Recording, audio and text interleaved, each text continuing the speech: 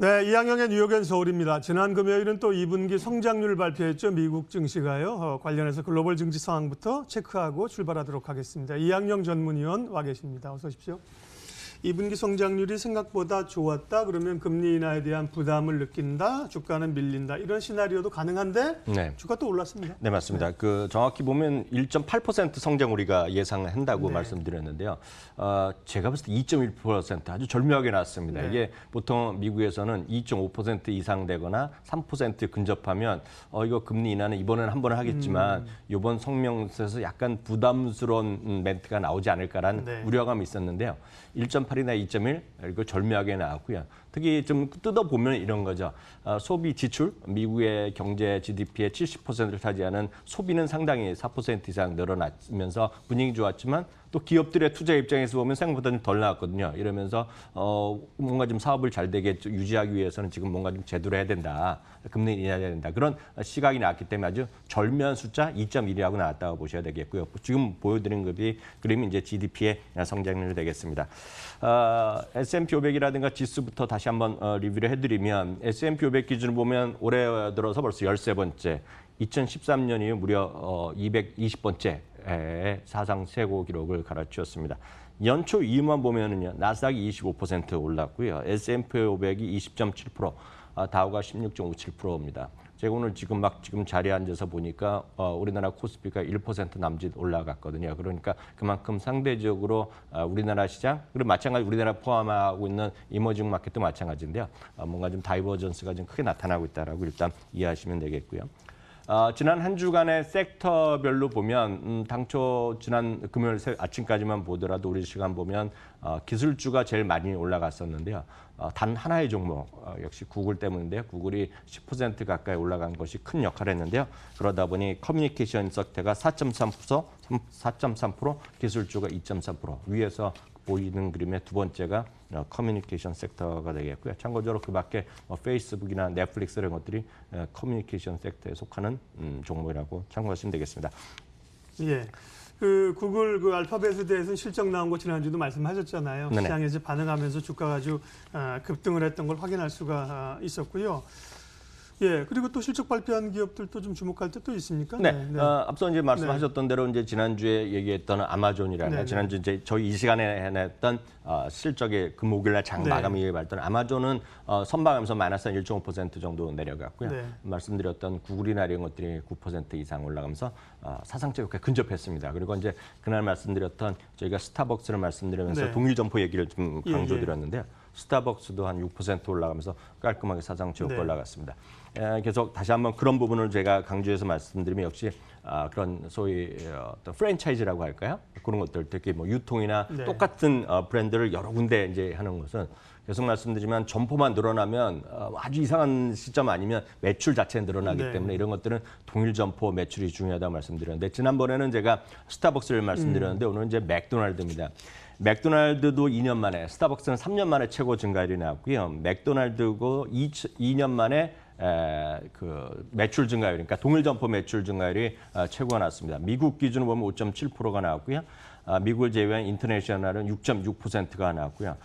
미국을 포함한 선진국을 다 포함하면 이게 7% 이상 늘어났으니 실제로 뭐 우리나라에서 얼마나 잘 팔리는지 덜 팔리는지 우리나라는 제가 알기엔 점포 수가 좀 줄어드는 거로 좀 기억을 하는데 모르겠고요. 정확한 건 모르겠고 여하튼 전 세계에서 동일 점포 매출이 이렇게 늘어나는 것은 호재다 악재다 뭐 이런 건 무조건 호재라고 보셔야 되겠고요. 그러다 보니 맥도날드도 다시 한번 아주 가볍게 사상치 효과를 기록하면서 일단 주말장을 마감했습니다. 네, 미국도 사실은 투자자의 그 심성이나 이런 불안감들이나 기대감들이 교차하는 건 마찬가지일 거거든요. 그러면 이제 실적을 우리도 그렇고 좋게 볼 시각이 많을 텐데 미국은 이번에도 또 역시나 실적 기대치가 낮았다가 실적이 실제 뚜껑을 열어보면 좋아지는 흐름들입니다. 네, 맞습니다. 실적 자체 증가율이 이렇게 센 건 아닌데 분명히 말씀드리지만 1분기에는 거의 보합 정도였고요. 기준에 약간 다르지만 이번에도 지금까지 나온 거 보면 0.5% 증가입니다. 물론 레피니티브와 그리고 팩트셋 약간 기준이 접근하는 방식이 달라서 그런데요. 오늘 이제 레피니티브 기준 말씀드리면 0.5%가 지금까지 플러스가 나와 있고 지금 전망치 포함한 게 0.5% 플러스입니다.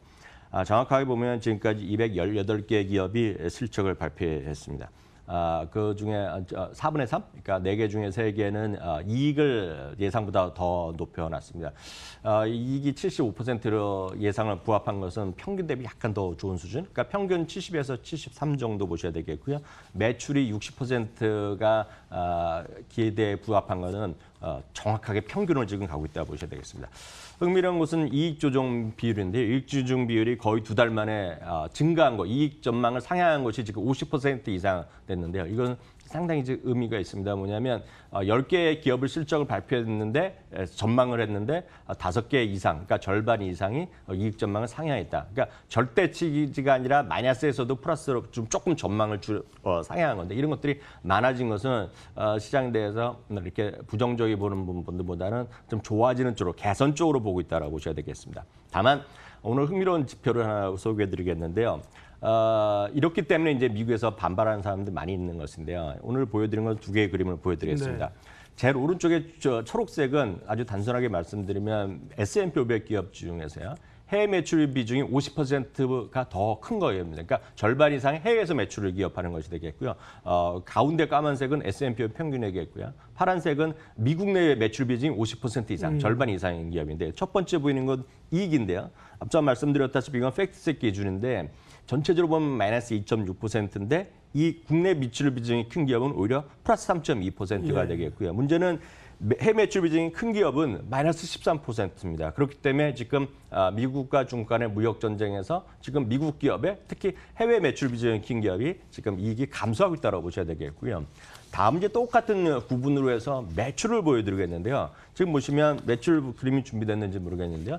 예, 지금 화면 보이는데 이거는 똑같습니다. 매출 자체가 줄어들었거든요. 그러니까 이익이 뭐 감소할 수 있지만 늘 제가 뭐 한국 기업 어느 나라 기업 똑같은데요.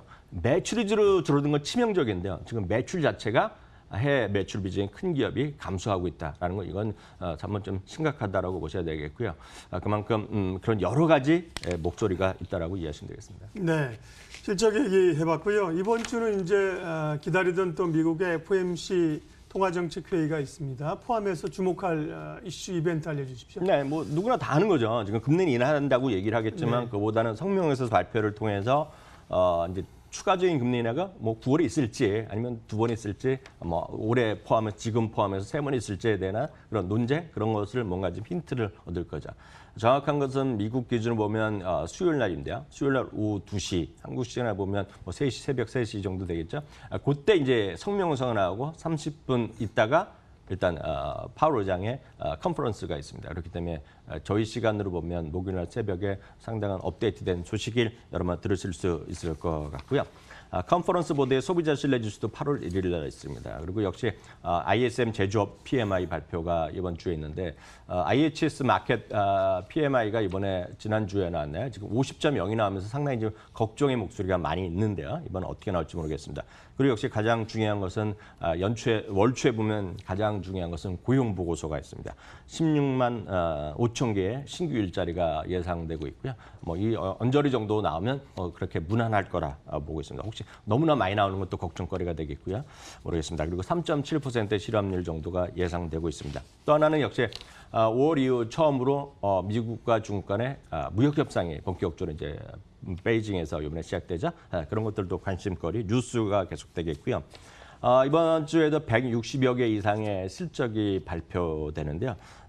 가장 중요한 거는 역시 관심거리 있는 것은 오늘 밤에 있을 것은 비욘드 미트라는 기업이 워낙 올해 최대 히트 IPO이기 때문에 그에 대한 관심이 좀 있을 것 같고요. 역시 그보다는 화요일 장마감 우리 시간을 보면 수요일 날 새벽에 있을 애플이 아마 가장 큰 관심을 갖는 그런 실적 발표 기업이다 이렇게 이해하시면 되겠습니다. 네, 이번에 FOMC에서 어쨌든 금리를 0.25%포인트 내릴 확률은 대단히 높은 거 아닙니까? 지난번에 보니까 100%라는데 오늘 주신 자료는 78.6입니다. 조사 기한이 다른 겁니까? 아니요, 그건 이제 78%라는 거는 0.25% 포인트 인하가 되겠고요. 네네. 거기 나머지는 이제 0.50% 포인트 인하. 네. 그러니까 두 개 합하면 금리 인하의 가능성은 100%다 이렇게 이해하시면 그렇군요. 되겠습니다. 네네. 어쨌든 이번에는 금리를 내릴 가능성이 높은 겁니다. 네. 예.